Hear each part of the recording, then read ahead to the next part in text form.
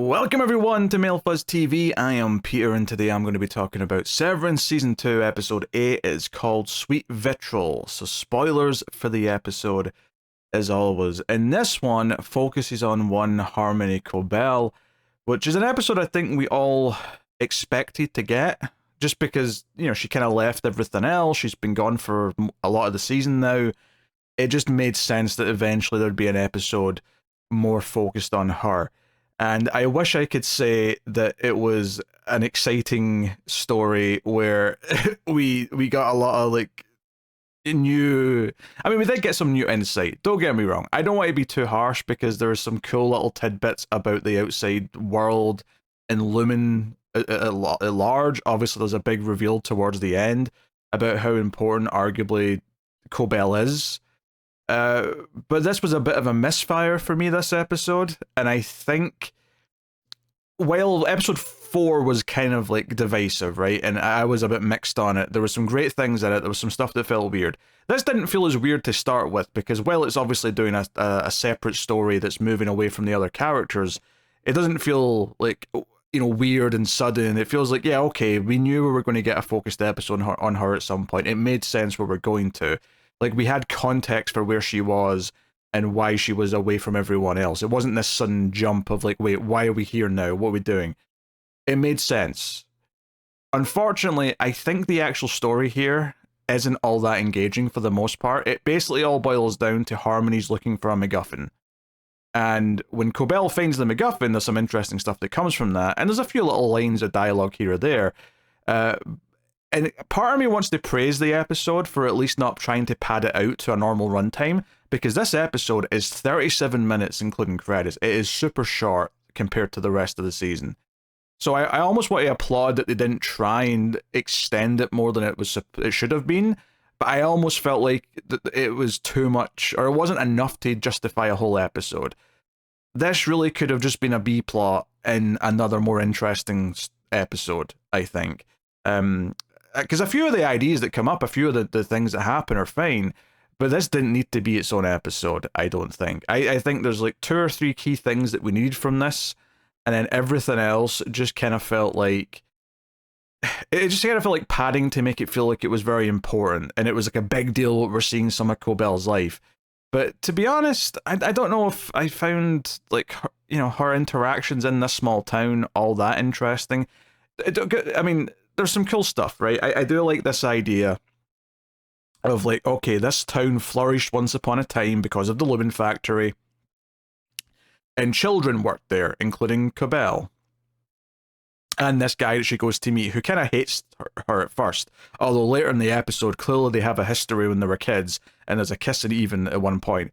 But he's very not happy to see her, and there's reference to like, oh, we were child labor in this factory. Now, it was actually kind of open as to whether or not they were the child labor or they were supervising child labor, but I think by the end of the episode it's pretty clear that they were the child labor. But once this whole thing shut down, once Lumen moved on from this town, it all just kind of fell apart. And it did make me think of like the main town that the show is set in, where Mark and everyone else lives, because it does kind of feel like this town's kind of like been built around the fact that Lumen's got a big building here employing people, and that maybe one day this town will be abandoned, just like this one was. Once Lumen moves on, it doesn't need this place anymore. Now, admittedly, this was a factory in this small town versus, you know, whatever multi-purpose building the labs and the offices of the Severance building are. But anyway, that bit of like world building I do like, and I do like this idea that Cobell's aunt Sissy, who we meet, is like a super devout like Egan believer and talks about Keir. When they talk about Cobell's dead mother, she says, oh, something about, you know, once you're at rest with Keir, like, you know, she says something like that. It's very, very cult like, right? She even got a little shrine up in her room to Keir, and like, so that was kind of interesting to see those little details. But I have to say, all of the actual plot of the episode, which is Cobell, riding into this town, just kind of like surveying how sort of like dead it is and empty, and just kind of this just empty husk of a place. Her interactions with the guy, for the most part, I wasn't all that excited by any of it, and I think it's maybe down to a couple of things. One is that maybe, just maybe, like I said, this didn't need to be its whole own episode. It's not got enough meat in the bone to really justify it. And that's part of why this felt hollow. I felt shortchanged. It felt like I came for a full meal and I got some of a starter. But on the other hand, I think maybe it's also a sign that, like, Cobell as a character was never the sell of the show for me. When it comes to the characters who worked for Lumen, Milchick's far more interesting. Milchick, like, just has a lot more going on. And even he's going through a story where he's maybe starting to question if he's appreciated by the company and if he really wants this, right? And clearly Cobell is someone who's went through that journey. We find out, of course, that she won the same fellowship that Miss Hung is currently having at the company, right? So that gives us some context for that. Clearly, this isn't just about some rich person's kid, as I maybe speculated it was a few episodes ago, but more that, like, they have these places where they employ children under some loophole or whatever, and, like, they pick a winner who gets this, like, fellowship to be a part of the company. And, it's, even her aunt's like, hey, they saw Kier in you. Like, they saw something special, and you've amounted to nothing. Like, there's all this very kind of heavy cult vibe in the way it's... And that's not new in the show, obviously, the way that they presented the history of the Egans and Kier has always had a cult-like mentality about it. But it was quite interesting seeing someone outside, kind of their perspective, and them believing in this devoutly. And it does make me wonder, is it only because she's a family who were connected to the company in the sense that she had family members working for them, maybe she herself worked for them, and bought into all this propaganda? Clearly young Harmony Cobell did when she was growing up. She was a devout believer. But are there people in the world who are, like, into it even though they don't work for Lumen? Is this something that is just kind of a religion to people in the world? To some people, it may be. I don't know. That question was going through my head as some of these scenes were playing out. But there's a lot of stuff where they're kind of talking about Cobell's mum has died and she wasn't here to see her death, and she blames her aunt for pulling the plug on her, but later on the aunt says, no, like, she pulled her own plug, yada yada. And there's a whole extended section where, Cobell's, like, lying down in her mum's old bed, and, like, even breathing the air from her breathing tank kind of thing. And this whole section, I just wasn't all that engaged in. And I think the big thing is that I checked the time here at this point, and it was like 20 minutes into a 37-minute episode, and I went, oh god, I'm already over halfway, and it feels like very little of interest has really happened yet. And I went in with the best of expectations. I was happy to see where the story was going to take me.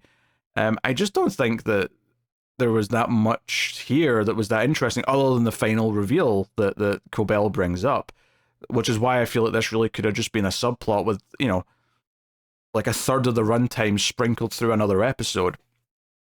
I think it would have been much better. We would have got the same big moments, the same nuggets of world building, but we wouldn't have been sitting through this and pretending that it was actually that compelling on its own.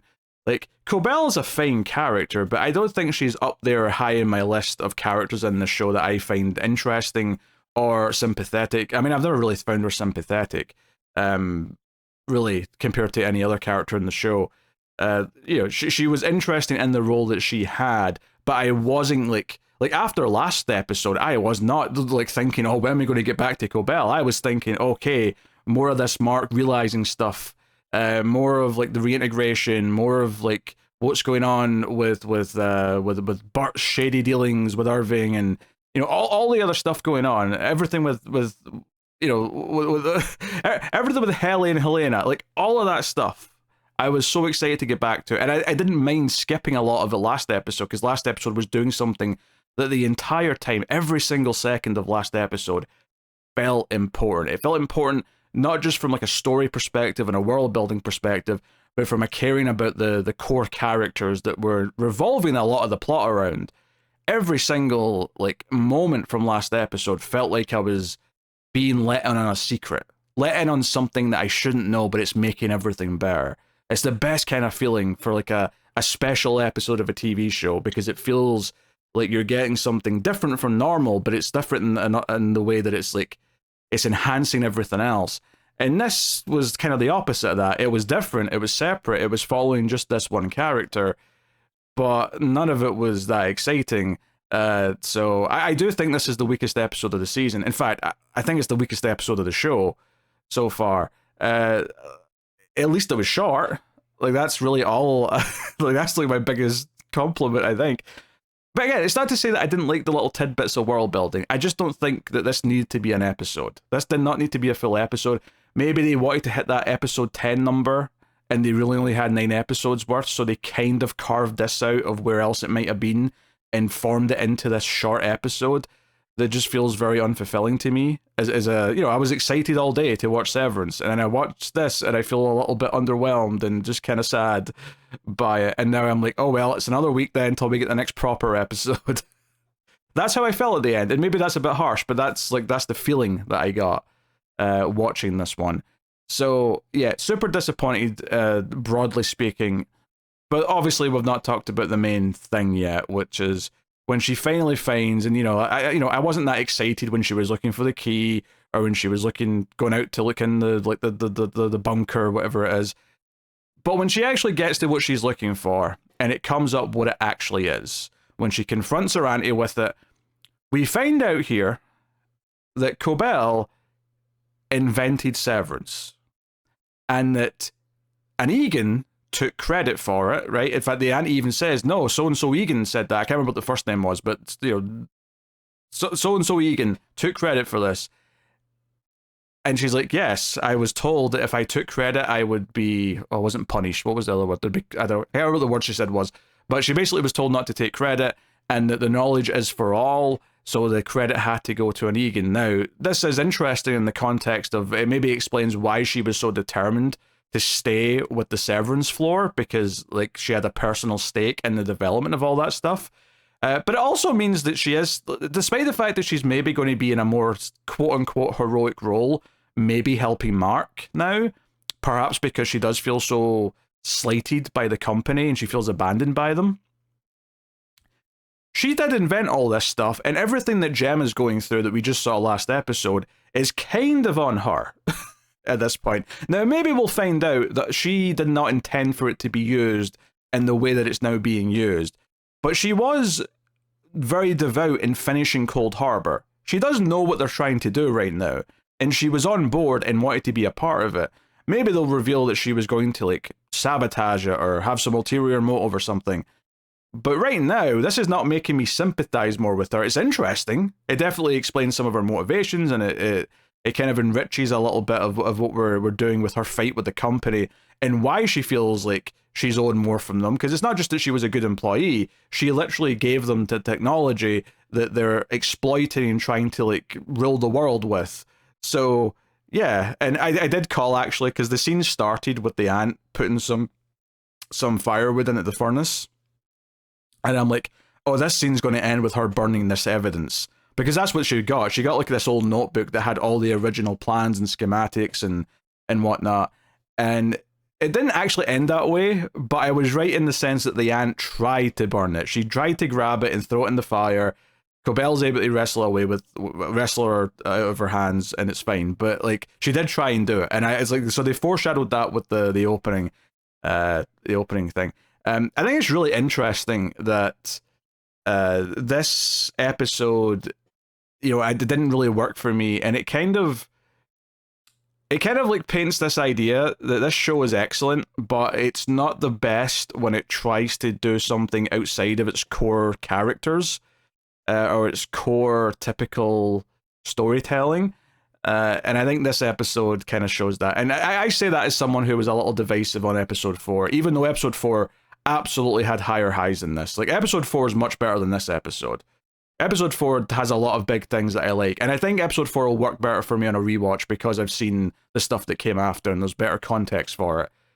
I think this episode, like, I don't think anything's going to enhance this one. I think this episode is going to be the slog, not a long slog because it's a short episode, but I think on rewatches, I think there's going to be a little bit of it's this one before we get to the last 2 proper episodes of the season.